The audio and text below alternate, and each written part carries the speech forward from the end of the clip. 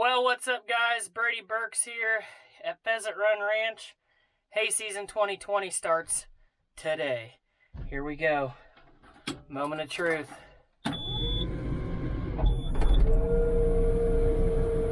Alrighty.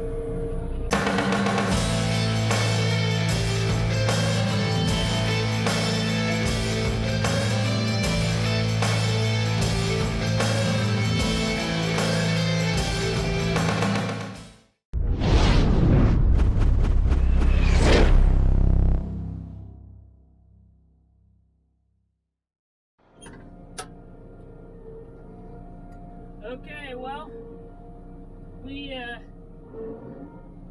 have serviced this machine, new teeth, transmission fluid, fuel. Man, first cut of the year is always exciting, but it can be nerve-wracking at the same time because you just don't know what's going to go wrong. Throughout the year, you figure out the problems you're going to have and you can fix them. I don't even know what I'm trying to say right now. Cut. Let's start this again. We're headed to the field. First cut of the year is always exciting, but equally as nerve-wracking because you just don't know what kind of problems you're going to have. You've serviced everything,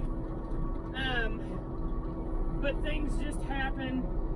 And until you get those things ironed out, until you've ran it a little while, swather, baler, tractor, anything, like, you're supposed to be excited, but this is like, it's almost more fun just to watch it grow, because now it's make it or break it time. Well, we're giving her a whirl here, just making the outside rounds. Had some problems here with our down pressure on the header. There's some spots where it's still kind of tacky and you'll get to pushing some mud. So we had to work on the down pressure. We had a cylinder on our header that moves forward and back on both sides to push the header down or pick the header up. And one was moving and the other one was not. So we had to take 5 there and figure out what was going on. Back behind me, we're not pushing any mud. The conditions are not necessarily ideal, but that's how it always works. We always get gung-ho, and in reality, if we had just waited, we'd probably had a little bit better goings, but the customer that wants this hay wants it pre-bloom. There are a few plants out there that are blooming, and I'm afraid if we wait a couple more days with the weather that we're supposed to get, it'll take off and we'll have 10, 20, 30% bloom overnight. And also, if we continue to have problems with the swather, at least you have them now while you're a little bit early than having them when it's game time.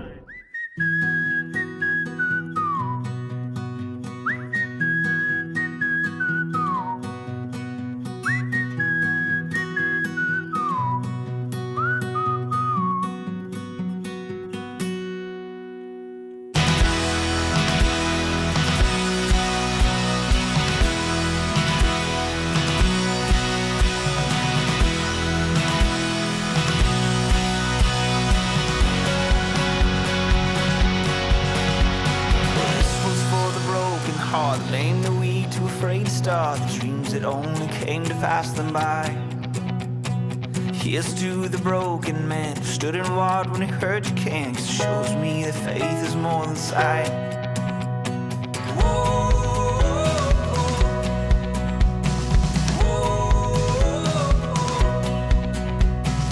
Here's to the wandering child looking for a star to guide, pushing through the darkness of the night. Hold your hand up to your heart. I know it's just a chance to start. I know that it might feel like it's too hard.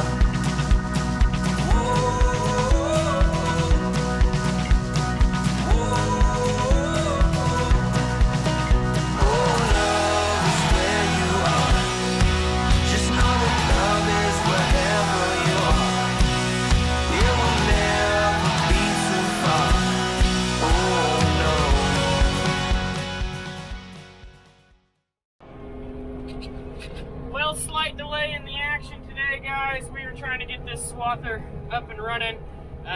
In that last video here on Friday, the first part of this video that I'm going to make, last couple passes, the swather decided to die.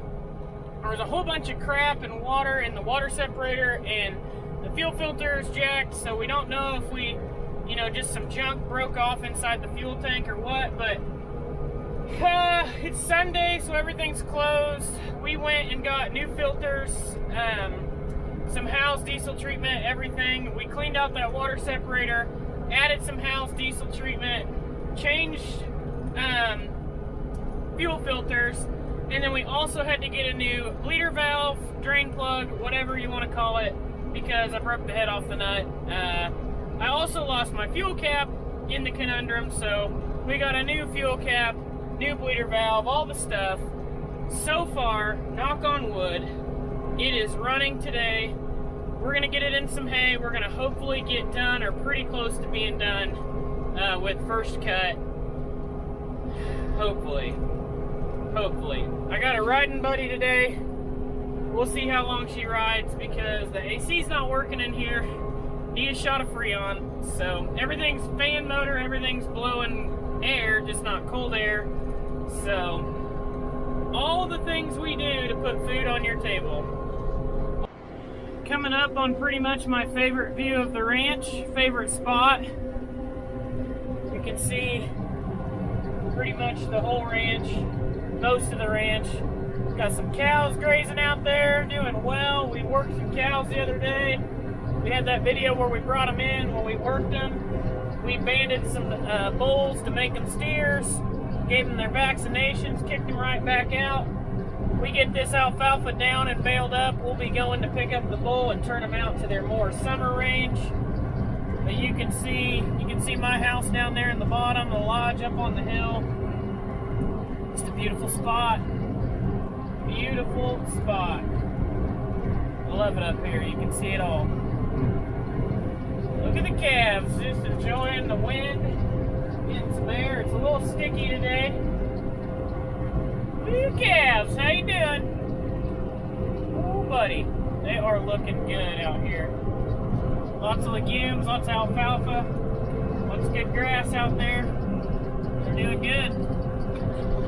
See it or not, guys, but big old pheasant. Rooster! They love this fence row, boys. I tell you. What do you think, Grimmy? Is there a rooster out there? Rooster! So this field has quite a few ditches in it. We really worked these terraces up and built up some ends, rebuilt some ends that go around, and drilled alfalfa, harrowed it, everything last year. This is only a second 2-year-old stand of alfalfa, but then we had the first rain we had on it was a 4-inch like gully washer. So now we're stuck with some ditches pretty much for the rest of this alfalfa field's life. We were able to come in and disc some up, and the alfalfa will grow back, and in places where it didn't, we kind of interseeded. So it's not the end of the world. So what we're watching here as we swap is our temperature. You click, you got other numbers up here. The big one is the temperature, but as you can see, we're putting along at a whopping 2.6 miles an hour. 2.6 miles an hour, turtle speed. Yes, as you can see, we are in turtle mode.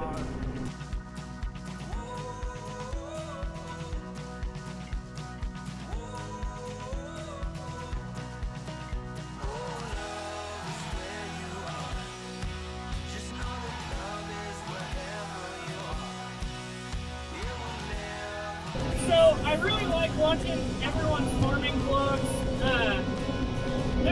There's a lot that are just like me, kind of starting out, or young farmers that might take over some operations. And there are some farmers that also have YouTube channels that have a lot nicer equipment than myself, and maybe even you guys watching if you guys farming things. And one piece of advice, because it is Sunday, just a little message here, is as hard as as hard as it is, even right now today, I'm going 2.6 miles an hour. My neighbor has a disc bind that I was fortunate to run on my last cutting last year, and I was cutting, 5, 6, 7, almost 10 mile an hour on our flat spots, and I was like, man, I gotta have this. Or man, if I had this, like, I could get done faster. Or I'd have less breakdowns because it's newer. Like, how come I can't have that? Or how come, I have to deal with this machine? And it's important to realize that, to be humble and to be thankful for what you do have. There are people that probably don't have the equipment that I do. And at the same time, if one of those brand new machines breaks down, it might be triple or double, quadruple the expense to fix it that this machine is. That every piece of machinery is not without its flaws. And so just remember that if you're looking at starting out, if you're thinking to yourself, man, I gotta have that $200,000 planter and tractor combination, or else I cannot farm. I can tell you that that's not the case. My grandpa remembers, harvesting. He remembers when they got their first cabbed machine, and so if they can farm then, even right now the AC's out of this thing. I'm sitting here thinking, gosh, why do I have to farm with this? But this machine back in the day, was the cat's meow. So you just got to tell yourself, you got to do what you got to do, and work your way up, and try and block out any thoughts that are negative of wanting what your neighbor has,